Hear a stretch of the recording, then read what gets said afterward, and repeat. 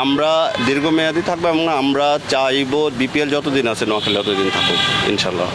Sir একটা board meeting আছে, ওই বোর্ড মিটিংয়ে সিদ্ধান্ত আসবে হচ্ছে এই নতুন করে ফ্র্যাঞ্চাইজি ওনারা নিবে কিনা এবং নিলেও কী কী ফার্দার ডকুমেন্টেশন ওনাদের দরকার সেগুলো ওনারা আমাদের জানাবে। এবং আমরা আমাদের দিক থেকে মোটামুটি ফুললি প্রিপেয়ার্ড এবং রেডি হচ্ছে যে ডকুমেন্টেশনগুলো নর্মালি লাগে এগুলো আমাদের বেসিক একটা আগের জানা আছে, এগুলো আমরা রেডি করে রেখে দিচ্ছি। তো আমরা আশা করি হচ্ছে যে আমরা পজিটিভলি আমাদের অ্যাপ্লিকেশনটা ওনারা অ্যাকসেপ্ট করবে এবং নোয়াখালী মানুষের আশা পূরণ করবে।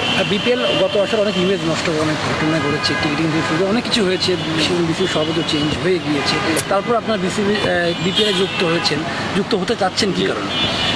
ওই যে বললাম নোয়াখালী মানুষের আশা আকাঙ্ক্ষা। আপনি একটা বছরে হয়তো বিপিএলের ইমেজ নষ্ট হয়েছে কিনা এই বিষয়গুলো দিয়ে পুরো বিপিএলটাকে তো জাজমেন্ট করা যায় না। এটা হচ্ছে বাংলাদেশের সর্বোচ্চ, আমি মনে করি ক্রিকেটের বড় টুর্নামেন্ট, সবচেয়ে বড় ইভেন্ট আপনার বিসিবি। তো সেই হিসাবে আমরা হয়তো বা যদি অ্যাকসেপ্ট হই আমরা ধীরে ধীরে এটাকে আমরা বিপিএলে অংশগ্রহণ করে বিপিএলকেও যেন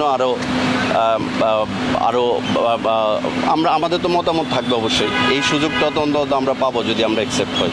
তো আমাদের যদি মতামত আমরা প্রকাশ করতে পারি এবং এর কারণে বিপিএলে যদি ভবিষ্যতে আরেকটু ডেভেলপ হয় সেটাও তো আমাদের মিনিমাম একটা সাকসেস আমরা হয়তো বা মনে করবো।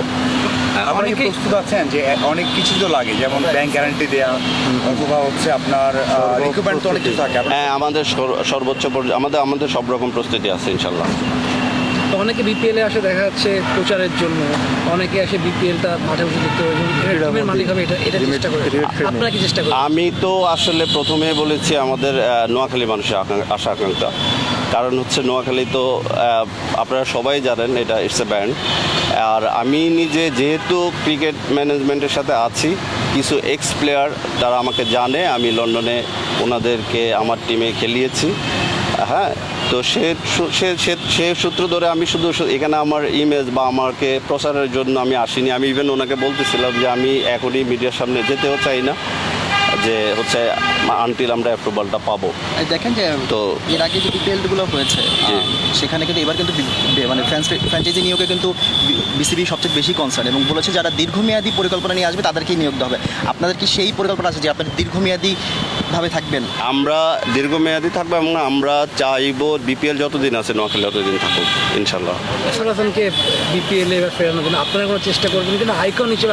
এই মুহূর্তে আসলে এই বক্তব্যটা আমরা হয়তো চেষ্টা করে যাব। বাংলাদেশের সর্বোচ্চ যারা প্লেয়ার আছে তাদের সবার সাথে আমরা কমিউনিকেট করব, যদি সুযোগ সুবিধা এবং আইনগত কোনো বাধ্যবাধকতা না থাকে যে কেউ আসতে পারে।